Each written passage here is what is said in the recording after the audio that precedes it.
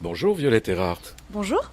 Alors écoutez, moi je suis ravi de vous rencontrer parce que il paraît que vous faites partie des révélations 2018 de ce festival à Avignon. Festival off, hein, je précise pour tous les amateurs de théâtre. Alors il s'agit de Bérénice 3444 que vous avez adapté, hein, Oui. d'après le roman d'Isabelle Stib. Tout à fait. Parlez-moi d'Isabelle Stib. Alors Isabelle Stib, en fait, c'est son premier roman qu'elle a écrit en 2013. Ça a été un grand succès. Elle en a vendu beaucoup, donc elle a été parue en livre de poche. Moi, c'est un livre qui m'a énormément touchée, que j'ai découvert grâce à mon metteur en scène Pierre-Olivier Scotto. Je ne connaissais pas Isabelle Stib et c'est un roman qui m'a transpercée. Je me suis beaucoup retrouvée dans ce personnage de Bérénice dont elle raconte l'histoire et c'est pour ça qu'avec Pierre-Olivier on s'est dit que ce serait une bonne idée de l'adapter et de le mettre au théâtre. Mais dites-moi, alors dans ces cas-là, comment vous faites? Vous allez demander l'autorisation à l'écrivaine? Bien sûr, c'est toute une procédure assez compliquée. Évidemment, elle avait déposé son roman à la SACD, donc il faut d'abord en parler avec l'auteur, qui nous redirige vers la SACD. Elle doit lire l'adaptation, nous donner son accord si ça lui plaît. Bien sûr, c'est tout un parcours. C'est tout un parcours, donc ça a mis du temps. Ça a mis combien de temps?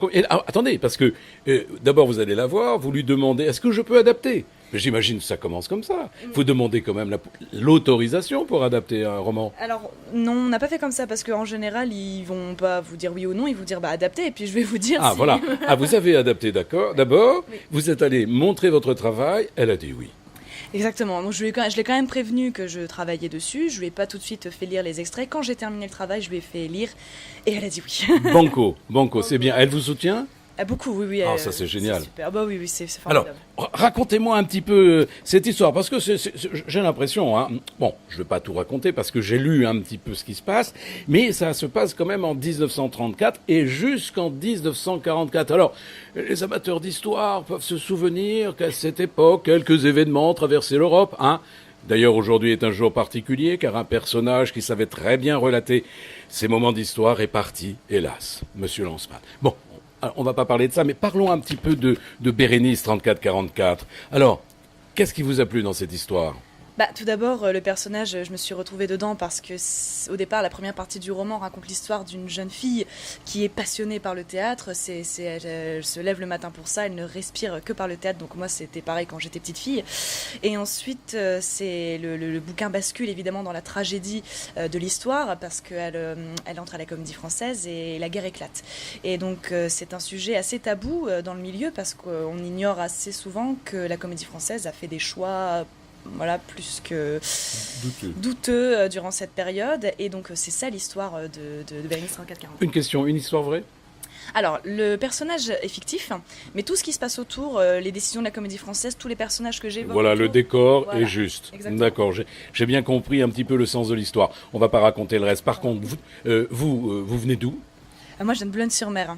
De Boulogne-sur-Mer? Vous venez du Nord, là, vous êtes ici à Avignon. C'est votre premier Avignon, dites-moi. Ah non, c'est mon deuxième, je viens de Boulogne-sur-Mer. En fait, je suis née là-bas, mais je vis à Paris depuis 7 ans. Donc je suis D'accord. on vient de Paris, là. Oui, alors vous avez une carrière déjà, où on peut parler de carrière, où on peut parler... Vous avez une formation aussi? Bien sûr. Oui, c'est pour ça que je suis allée à Paris après mon bac. J'ai fait une formation de danse, chant et théâtre au Studio international des arts de la scène à Paris. Donc, parce que depuis toute petite même... C'est une formation complète, ça. Voilà, c'est une formation complète.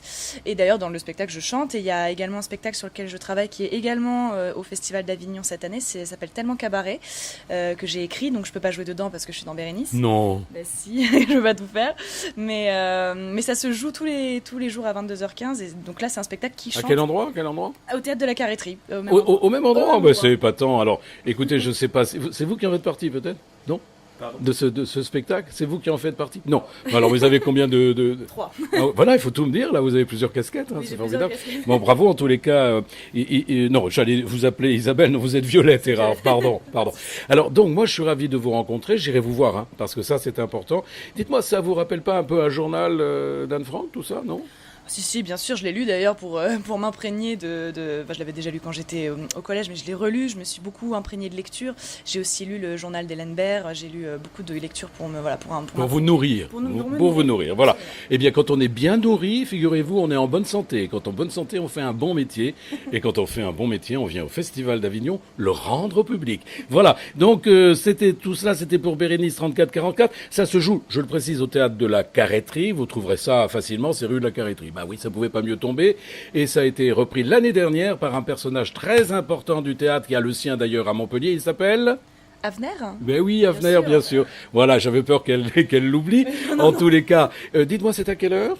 20h45. Alors 20h45, quelques jours de relâche ou pas? Oui, le mardi, ça se joue pas. Tous les mardis. Voilà.